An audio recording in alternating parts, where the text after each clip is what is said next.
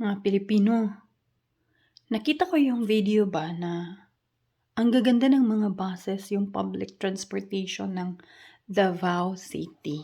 Alam niyo ba, yung, yung buses na yan ay kagaya na yan ng mga buses sa Europe. Okay? Those countries na happy countries sa Europe. Okay? So can you imagine, nasa Pilipinas ka, pero yung experiences mo or yung daily transportation mo ay kagaya lang din ng public transportation ng mga mayayaman na bansa sa buong mundo. Can you imagine that? And, by the way, before we forget, 911, only in the Philippines, no, not only in the Philippines, only in the Philippines na ang Davao City ay may 911. Okay?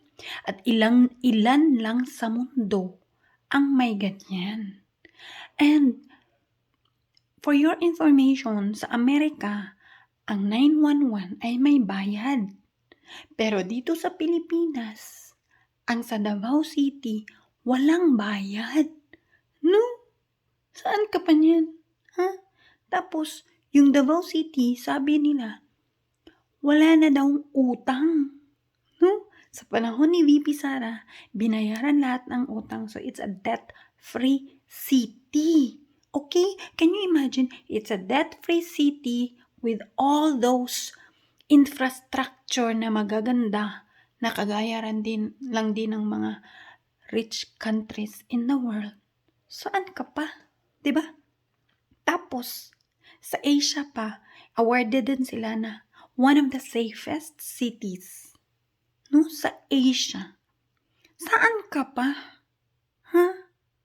And, can you imagine, yung mga namumuno doon, na may apelyido ata na Duterte, ay palaging nakakasalamuha ng mga ordinaryong tao, kahit yung mga pulubi, ay kinakausap nila. At tinatanong nila, anong problema mo? Ano ba ang magagawa namin sa iyo? No? So, ano kaya mga Pilipino? Ayaw nyo ng ganyang klaseng Pilipinas? Huh? Ayaw nyo, and only in the Philippines na, no, not only in the Philippines, sa Pilipinas, only in Davao, na underground ang mga cables sa kuryente. At bakit kaya underground yun?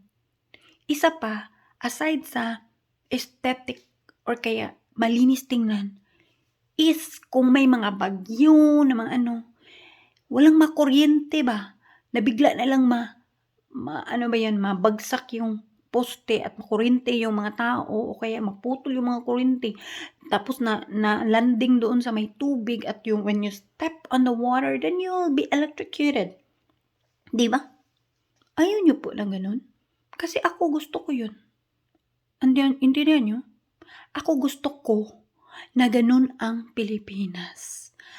Kasi nga, gusto ko na maranasan ng mga mahihirap or maranasan natin na kahit nasa mahirap na bansa lang tayo, nararanasan din natin kung ano yung nararanasan ng ibang mayayaman na bansa sa ibang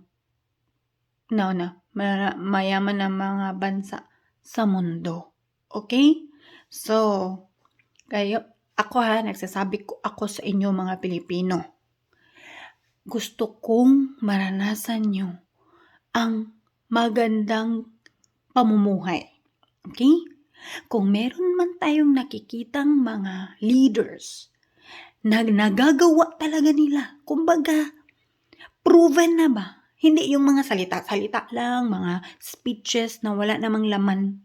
Kumbaga, nakita na natin na pwede nating hawakan lahat at na-experience na ng mga tao na nakatira doon kung ano yung kanilang pamumuhay, ano yung convenience doon.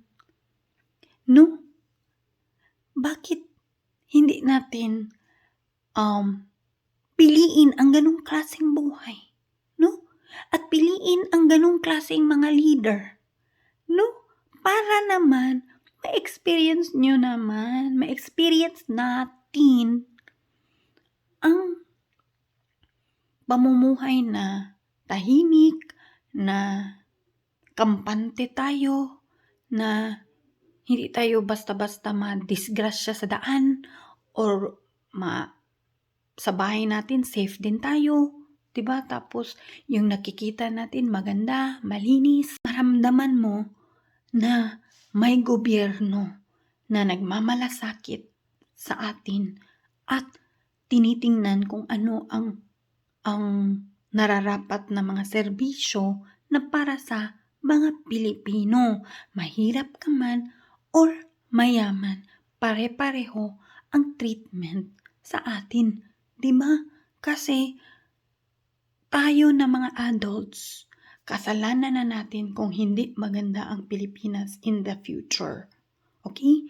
Kasi ngayon tayo ay responsible na pagandahin ang Pilipinas para sa next generation, no? Kagaya ng mga ginagawa ng ibang mayayamang bansa, mga tahimik na mga bansa, is yung mga ancestors nila, mga ninuno nila, or yung mga parents nila, ang nakipaglaban at talagang nagprotesta para ibigay kung ano ang tama para sa kanila.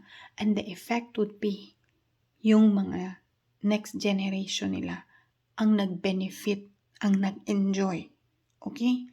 So, tayong mga adults, tayong mga elderlies, dapat tayo ang gumawa ng paraan ngayon para naman yung mga anak natin at mga apo ay maka-benefit. Okay?